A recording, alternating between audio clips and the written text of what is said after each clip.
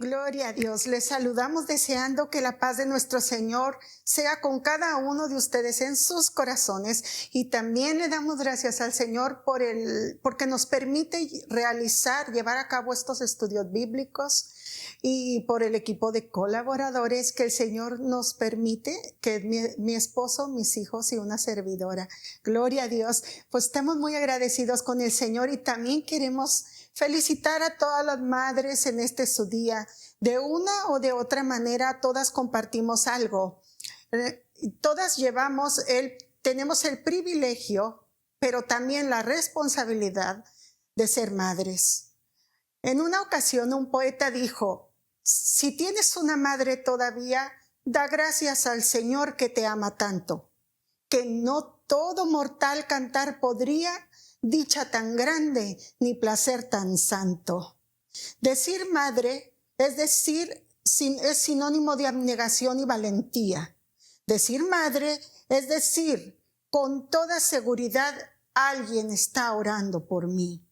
Podría un hijo olvidarse de una madre, pero una madre nunca se olvidará de su hijo. Ella siempre se recordará que un día ella esperaba que le pusieran ese pequeñito ser en sus brazos. Gloria a Dios. Y quiero compartir con todas ustedes una poesía que yo sé que nos podemos sentir aludidas, que se titula Mujer Virtuosa. Y esta poesía dice de la siguiente manera: mujer virtuosa, por muy pocos valorada, mujer valiente, como Débora, al frente. Mujer que al verte cual guerrero siempre fuerte, nos olvidamos que eres tierna y delicada. Y estás aquí, no importando 1000 problemas y 1000 afanes, y hasta los atrios del Señor te has conducido. Y como Esther, en ayunos y oraciones, a tu Señor hoy tus cargas le has traído. Y aunque el dolor a tu alma hoy agita, alzas tus manos dando a Dios loor y alabanza. Quizás seas joven o tal vez una ancianita.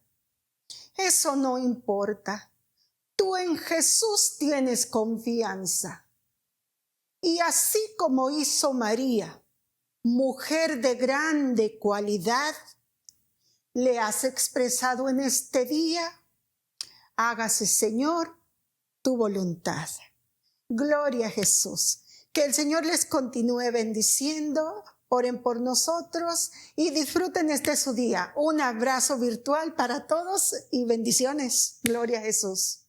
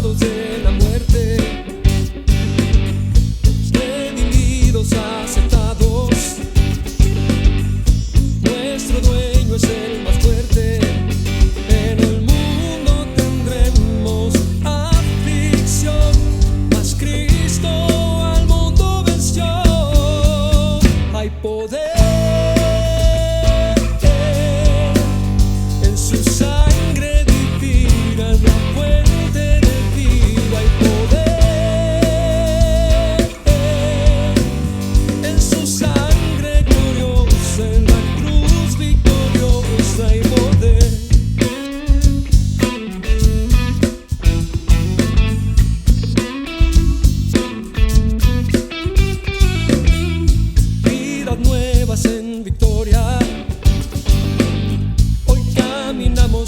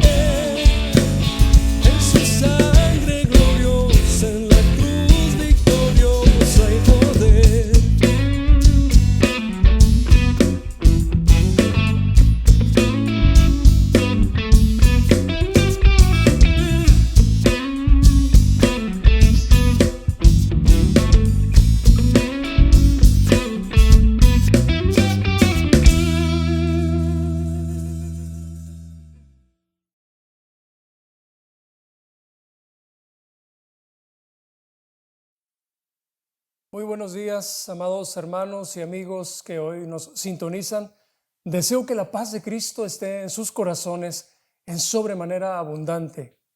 Aprovecho este día para felicitar a todas las madres que nos están mirando ahora y bueno, enviamos un caluroso saludo y una felicitación entrañable. Felicito a mi esposa, la madre de mis hijos, y felicito especialmente a mi madre. Mi madre, yo sé que ahora mismo puede estar viendo este video. De todas maneras, madre, le quiero mucho, la felicito y deseo siempre que la bendición de Dios esté con usted. Así, hermanos y hermanas, preparémonos para un estudio más en esta hora y vamos a orar y a pedirle a Dios que Él nos dé inteligencia y sabiduría en el nombre de Jesús. Te damos gracias, Señor, en esta mañana. Gracias, Señor, por una nueva oportunidad. Gracias, Señor, por esta vida que nos regalas. Gracias por la ocasión, Señor, de poder compartir tu palabra. Señor, deseamos con todo nuestro corazón que esta tu palabra, Señor, se atesore en lo más profundo de nuestro corazón. Señor, gracias porque sé que tú lo has provisto ya. Señor, yo te pido en esta hora que mis hermanos y amigos que nos están mirando reciban, Señor, esta palabra en el nombre glorioso de Jesucristo. Amén y amén. Así, queridos hermanos, hoy pues vamos a hablar de algo que es trascendental para nuestra doctrina. Vamos a hablar del perdón. ¿Y qué es el perdón? Quizá algunos sepan o tengan alguna definición sencilla. Vamos a hablar de una forma sencilla también en esta hora. El perdón es el acto deliberado de pasar completamente por alto una ofensa, como si nunca hubiese existido. También es la doctrina distintiva del cristianismo y la expresión de una experiencia espiritual.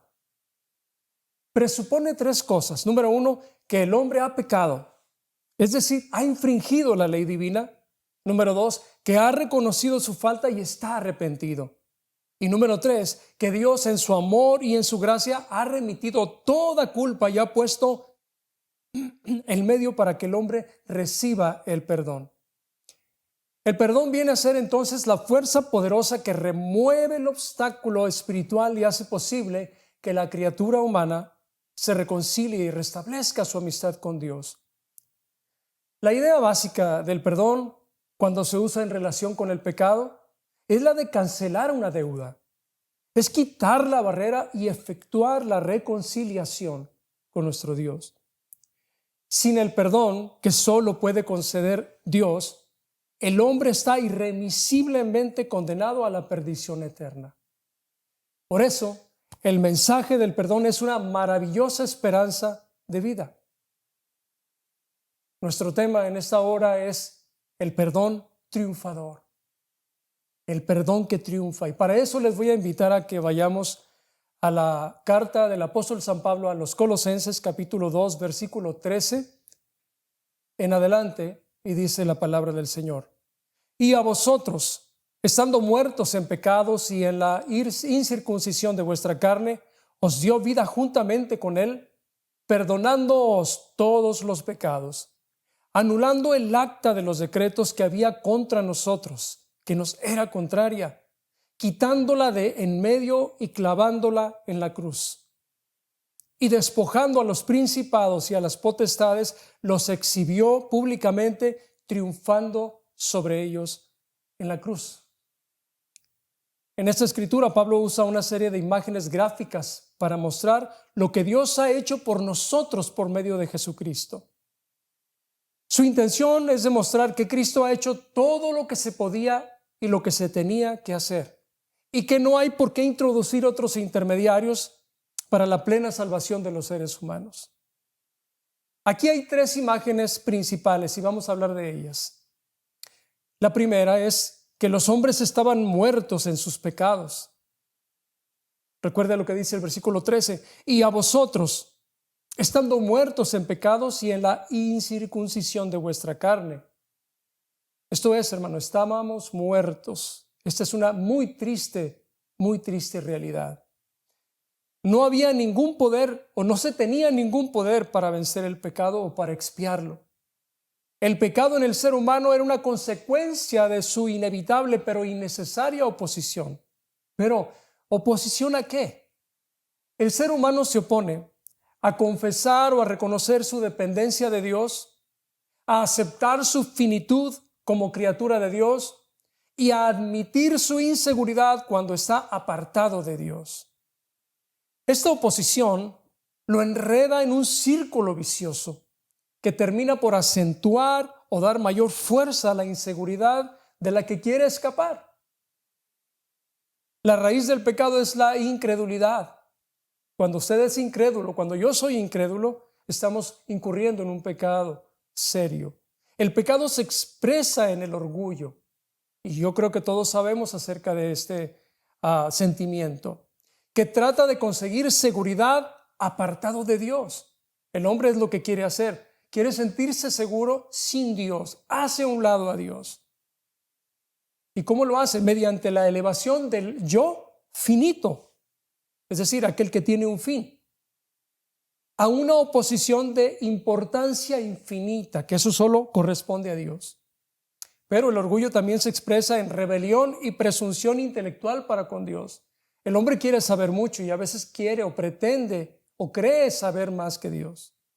Es terrible el orgullo. También se expresa en injusticia para con el prójimo. Hoy vivimos mucho esto y lo hemos visto en redes sociales, en internet, en todos lados. Y se expresa en mentira y autoengaño hacia uno mismo. El pecado es la rebelión contra Dios y su soberanía. Y es la raíz de los males que afectan a todo individuo, a toda sociedad y con todas sus instituciones. Jesucristo, con su obra, ha librado a los hombres tanto del poder como de las consecuencias del pecado. Les ha dado una vida tan nueva que solo se puede expresar diciendo que los ha resucitado de entre los muertos. Además, según la antigua creencia, Dios solamente tenía interés en los judíos, pero este poder salvífico de Cristo llega hasta los paganos incircuncisos. La obra de Cristo es una obra de poder, porque pone nueva vida en personas muertas. Es una obra de gracia, porque alcanza a todos los que no tenían razón para esperar los beneficios de Dios. Número 2, pero las imágenes se hacen aún más gráficas.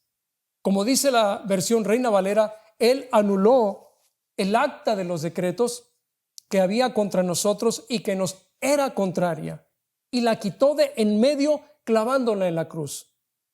Y nosotros lo hemos traducido por borró la lista de cargos que exponía todas las deudas que habíamos reconocido, una lista de cargos que estaba basada en las ordenanzas de la ley. Aquí hay dos palabras griegas sobre las que se construye toda esta ilustración.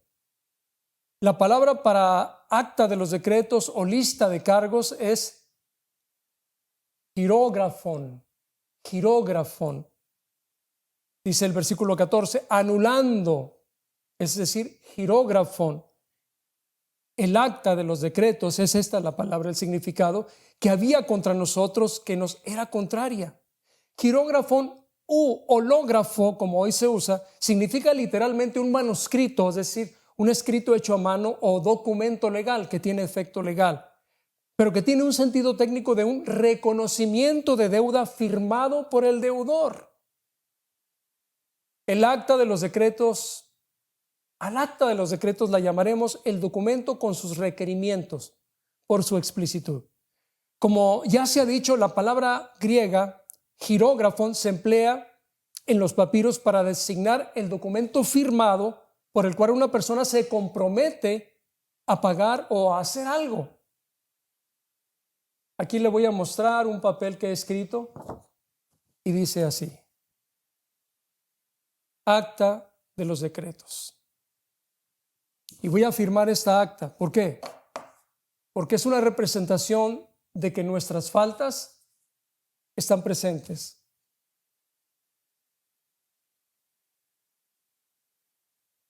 Está firmada. Significa que yo reconozco mis culpas.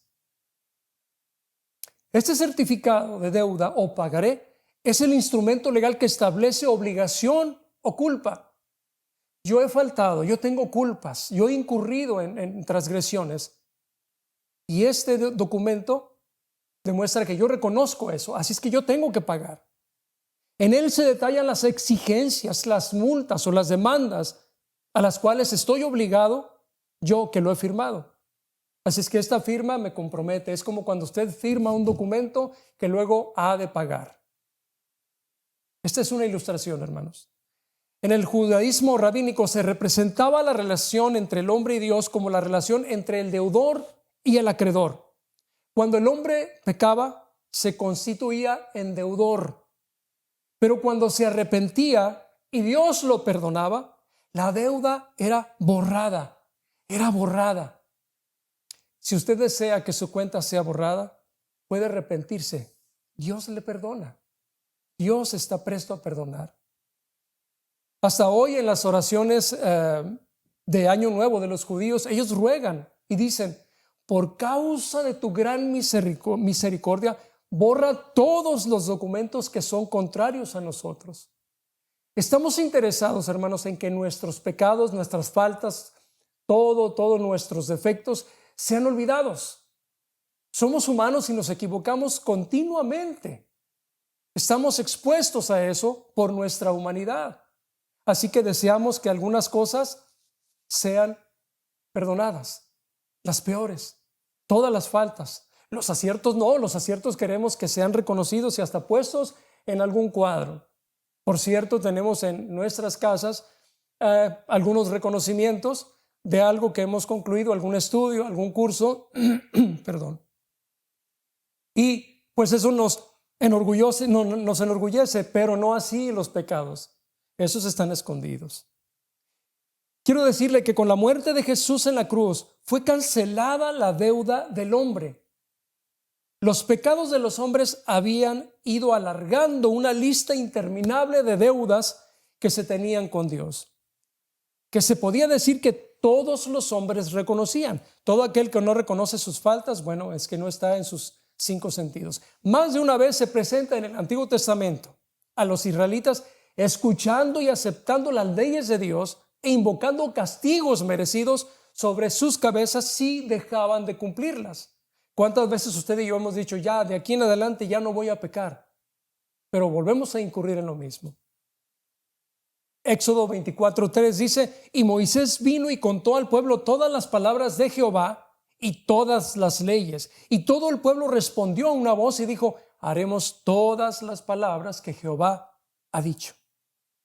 En el Nuevo Testamento se nos presenta a los gentiles que tenían no una ley de Dios escrita como los judíos, no, sino tenían una ley grabada en sus corazones de la que les daba testimonio su conciencia. Romanos 2:14 dice: porque cuando los gentiles que no tienen ley hacen por naturaleza lo que es de la ley, estos, aunque no tengan ley, son ley para sí mismos.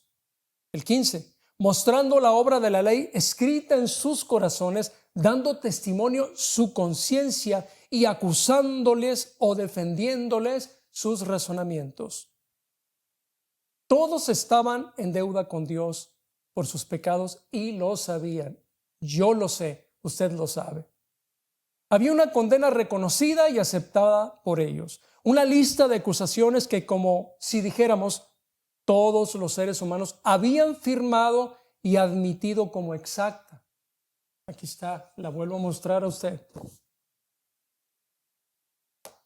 La palabra para borrar es el verbo griego exalifin.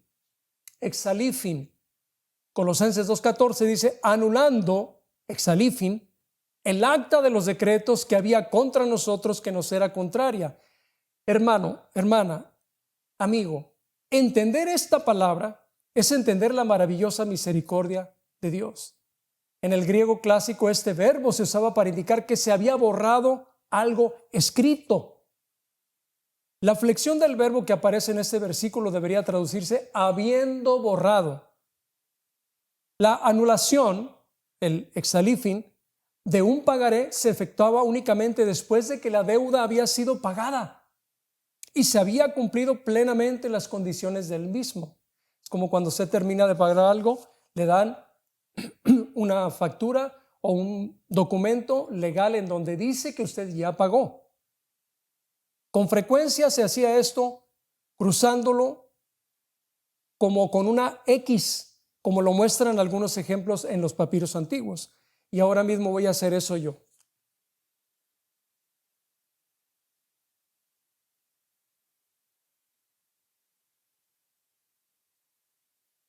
Y así es como aparece. Ahora bien, lo interesante está aquí. La palabra más común que se usaba para cancelar un certificado de deuda era hiacin. Hiacin significa trazar la letra griega hi, que es esta X nuestra, sobre el documento. Así, por ejemplo, tras la vista de una carta en Egipto, el gobernador ordenaba que la obligación debía ser anulada, hiastesal. Esto es tachada, hiacin.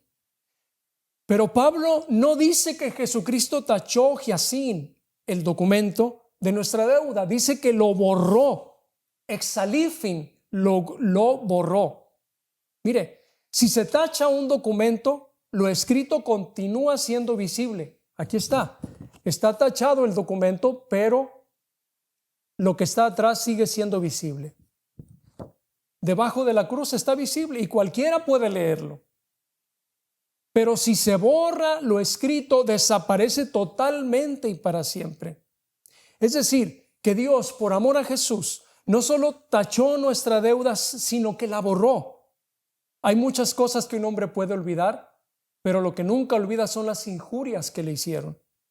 Dios no solamente perdona, sino que hasta borra la misma memoria de la deuda. Hay una forma de perdonar que no olvida el ofensor. Pero el perdón de Dios es tan supremo que puede olvidar y olvidó. El material en que se escribían los documentos antiguos era papiro, una especie de papel que se hacía con una clase de juncos o piel de animales. Los dos eran bastante caros y no se podían malgastar. La tinta soluble en agua con que se escribía el papiro también podía ser lavada o borrada. Luego se escribía de nuevo sobre el papiro, y esto era porque la tinta, como no contenía ácidos, pues terminaba por ser absorbida. Algunas veces el escriba, para ahorrar papel, usaba un papiro o un pergamino de segunda mano, es decir, que ya estaba escrito. Para ello se servía de una esponja y borraba lo que estuviera escrito. Como estaba solo en la superficie de papel, se podía dejar como nuevo.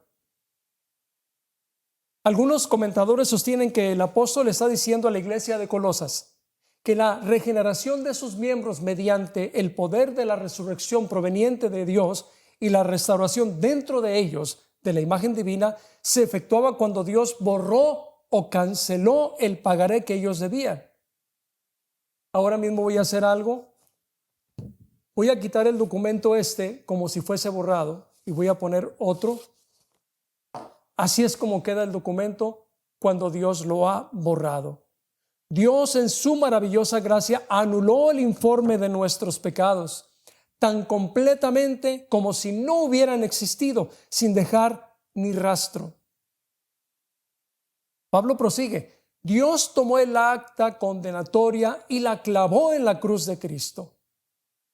Solía decirse que en el mundo antiguo, cuando se cancelaba una ley u ordenanza, se ponía en un tablón de anuncios atravesada con un clavo. Pero es dudoso que sea a eso a lo que Pablo se refiere aquí. Más bien parece ser que en la cruz de Cristo fue crucificada, fijada a la cruz, el acta condenatoria que había contra nosotros. Fue ejecutada y dada por cumplida, de manera que no se pudiera volver a reclamar. Y voy a hacer esta ilustración de clavar esto en esta cruz.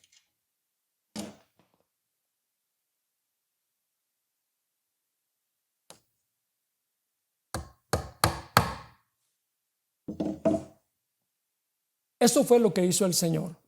Pablo parece haber estado escrutando las actividades humanas para encontrar una serie de ilustraciones que mostraran lo totalmente que Dios, en su misericordia, había destruido el documento de nuestra condenación.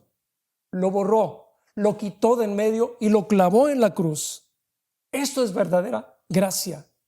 Y esa nueva era de la gracia se magnifica aún más en otra frase más bien oscura. La lista de cargos que había estado basada en las ordenanzas de la ley antes de que Cristo viniera, la humanidad estaba bajo la ley. Y todos la quebrantaban, pero no había ninguno que la pudiera cumplir perfectamente. Pero ahora la ley ha sido superada y ha venido la gracia. El ser humano ya no es un delincuente que ha quebrantado la ley y está a merced del juicio de Dios. Es un hijo que estaba perdido y puede ahora volver a casa a dejarse abrazar por la gracia de Dios. Y te digo yo ahora, hermano, hermana o amigo, déjate abrazar por Cristo. Por último, otra gran escena aparece en la pantalla de la mente de Pablo. Colosenses 2:15 dice: y despojando a los principados y a las potestades, los exhibió públicamente, triunfando sobre ellos en la cruz. Jesús ha despojado los poderes y autoridades y los ha hecho sus cautivos. Como ya hemos visto, el mundo antiguo creía en toda clase de ángeles y espíritus elementales, muchos de los cuales estaban empeñados en destruir a las personas. Eran los responsables de los casos de posesión diabólica y de cosas semejantes. Eran hostiles a la humanidad. Jesús los conquistó para siempre, los despojó. La palabra que se usa aquí quiere decir quitarle las armas y la armadura a un enemigo vencido. De una vez y para siempre Jesús quebrantó su poder. Los expuso a la vergüenza pública y los llevó cautivos a su desfile triunfal. La alegoría se refiere al triunfo de un general romano que hubiera obtenido una victoria realmente señalada y se le concediera desfilar con su ejército victorioso por las calles de Roma, llevando tras sí a los reyes y gobernantes de los pueblos que había vencido. Los mostraba públicamente como su botín.